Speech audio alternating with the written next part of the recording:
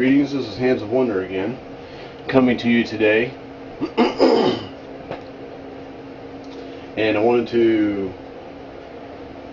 make a video on connecting to your spirit guides. I had a request from one of my subscribers, one of my friends, to make a video on connecting to your spirit guides, or any kind of information about that. What I can tell you about connecting to your spirit guides is, meditation wise, you have to be open, you have to be allowing, and you have to be surrendering.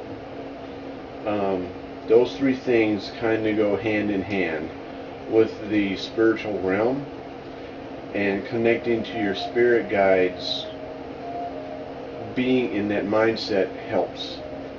So in order to connect to your spirit guides in meditation, or through ceremony, or through burning incense, or in any other way, through sweat lodge, through a spirit quest, most ways you have to be open, you have to be allowing, and you have to be surrendering. It may not be necessary per se, but it really helps to embody those attributes, so that your spirit guides see that you are in that place, to allow them in, to hear what they are trying to pass on to you.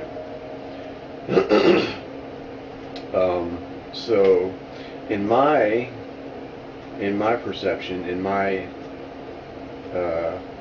experience, the best way that I have found, for me in particular, to connect to my spirit guides is to be in nature.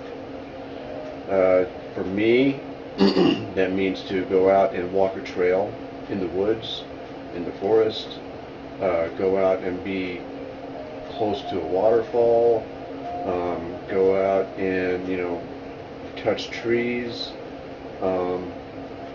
sit on Mother Earth.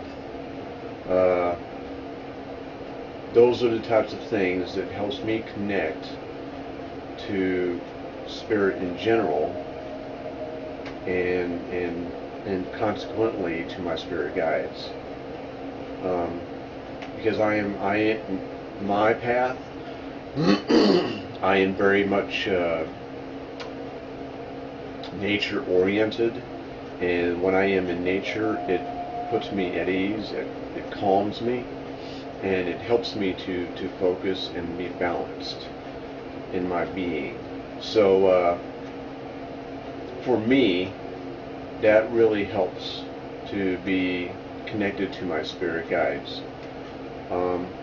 And spirit guides in general can be a myriad of beings. Spirit guides could be animals. Spirit guides could be passed on relatives. Spirit guides could be light beings from a different dimension. Spirit guides could be angels. Spirit guides could be, just about anything that you can think of in this manifestation, in the physical realm, or in the ethereal, in the spiritual realm, or beyond. So it's also helpful to not try and limit your thinking when it comes to being in a place of wanting to connect to your spirit guides, because your spirit guide could be just about anybody or anything. Could be a praying mantis, could be an ant, could be a mountain. So just try not to limit yourself if you're trying to connect to your spirit guides, in as much as putting out that energy of expecting it to be a certain thing. Also, finding out what your spirit guides, well, I don't want to say that. Finding out who and or what your spirit guide is. There are several ways to do that. One that I am familiar with in the shamanic way is to go into a cave of sorts. It doesn't necessarily have to be a physical cave. To go into your space in a meditative state, to ask who your totems or who your spirit guides are. Another way of doing that is to just do a shamanic, in my experience, a shamanic meditative breath work type of thing, and seek your spirit guides or your animal totems in that way as well. And most times your totems will come, or your spirit guides will come to you in that experience. That's been my understanding and my experience as well. There are other ways that I am not familiar with as of just yet.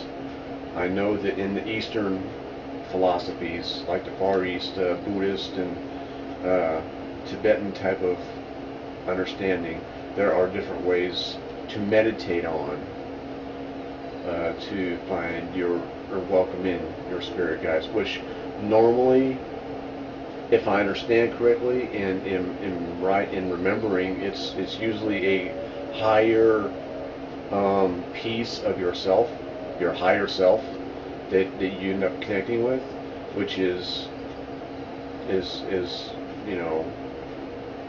obviously good, because when you are communing with your higher self, then you are understanding what you truly and really need to work on.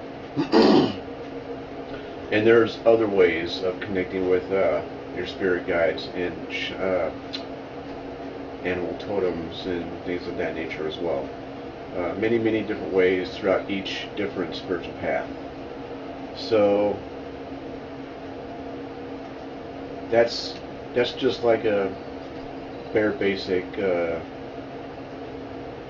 example of what one can do to connect, to find out, and to commune with your spirit guides and or your animal totems and things of that nature.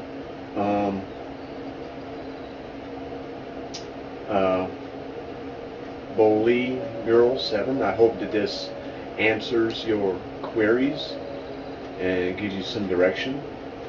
And anyone else, I hope that watches this video gets some instruction and appreciates what I have put out. And I hope that this gets used in the best way possible for the best and highest good for all involved. And with that, I will leave you. And I wish you all well. And I hope that everyone is experiencing beautiful and wondrous creation on their path. In light and love, I wish you well. Namaste.